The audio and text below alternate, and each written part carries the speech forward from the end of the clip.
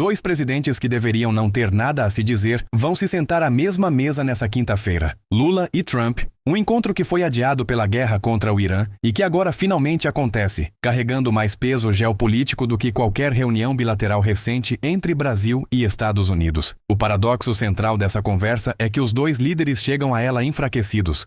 Trump enfrenta 64% de rejeição, o pior índice tanto deste quanto do seu primeiro mandato, numa popularidade que derrete num momento crítico, às vésperas das eleições de meio de mandato que vão renovar parte do Congresso americano. Se perder a maioria na Câmara e no Senado, governar se torna uma tarefa de outro nível e Lula não está muito diferente. As pesquisas mostram crescimento consistente dos adversários, Flávio Bolsonaro, Zema, Renan Santos, e duas derrotas políticas recentes que marcaram fundo. A rejeição pelo Senado do nome indicado ao STF, algo que o Brasil não via há mais de um século, e o veto derrubado na PL da dosimetria. São dois homens que precisam demonstrar valor antes que seus países entrem em modo eleitoral. E estão fazendo isso numa reunião em que divergem de quase tudo, basta olhar o histórico recente. Lula condenou a operação que tentou capturar Maduro na Venezuela.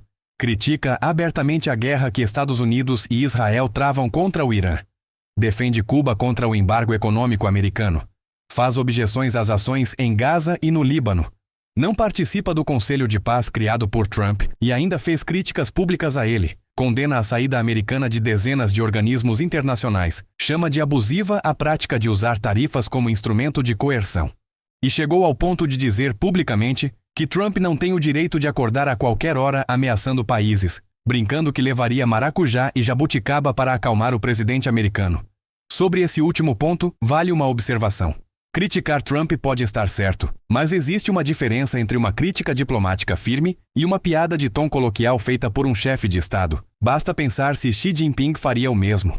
A China discorda dos Estados Unidos em praticamente tudo o que existe de relevante no tabuleiro global. E mesmo assim, mantém uma postura que é ao mesmo tempo respeitosa, pragmática e inabalável nas suas posições. É esse nível de maturidade diplomática que separa os países que constroem poder real dos que apenas reagem. Mas voltemos ao que vai estar na mesa nessa quinta-feira. O primeiro tema de peso é o das terras raras. O Brasil possui a segunda maior reserva do mundo desse conjunto de minerais estratégicos e se recusou a integrar a aliança promovida pelos Estados Unidos, enquanto Chile, Argentina e Bolívia aceitaram participar. Enquanto isso, a mineradora brasileira Serra Verde foi adquirida pela USA Rare Earth, financiada parcialmente por recursos do governo americano.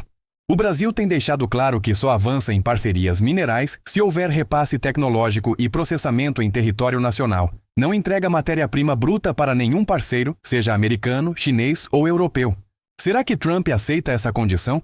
Ou vai tratar terras raras como moeda de troca para retirar outras tarifas? O segundo ponto é potencialmente o mais explosivo. A questão do Comando Vermelho e do primeiro comando da capital sendo enquadrados como organizações terroristas pelos Estados Unidos. Não é coincidência que, exatamente enquanto essa reunião se aproxima, Washington lançou um novo documento de estratégia de combate ao crime organizado no hemisfério ocidental, ampliando o escopo para além dos extremistas islâmicos e incluindo cartéis, grupos violentos seculares e organizações anti-americanas. O Wall Street Journal já comparou o PCC à máfia italiana, com 40 mil membros espalhados por 30 países e presença em todos os continentes. Os Estados Unidos fizeram movimentações militares junto ao México e à Venezuela. Um acordo com o Paraguai já permite que militares americanos atuem na Tríplice Fronteira sem responder ao governo paraguaio. E a Tríplice Fronteira é exatamente onde esses grupos e o Hezbollah operam. O Brasil, por sua vez, apresenta nessa mesma semana o programa Brasil contra o Crime Organizado. Cooperação entre forças federais e estaduais, combate ao tráfico, proteção de fronteiras, recuperação de territórios dominados por facções, regulamentação da lei anti-organização criminosa. A mensagem implícita para os Estados Unidos é: estamos fazendo a nossa parte, colaboramos com inteligência, mas não aceitem nos pressionar a enquadrar esses grupos como terroristas sob o risco de abrir caminho para ingerência externa em nossa soberania. Há também a questão do PIX. Os Estados Unidos alegam que o sistema coloca em risco os dados da população brasileira por ser regulado pelo Banco Central. Mas ninguém acredita de verdade que Washington está preocupado com a privacidade do brasileiro. O que preocupa é que o PIX elimina a necessidade das maquininhas e dos sistemas de pagamento americanos, Visa, Mastercard, todo esse ecossistema que gera bilhões para empresas dos Estados Unidos. E há um medo maior ainda. O BRICS está construindo um sistema similar ao PIX para transações internacionais entre os países membros.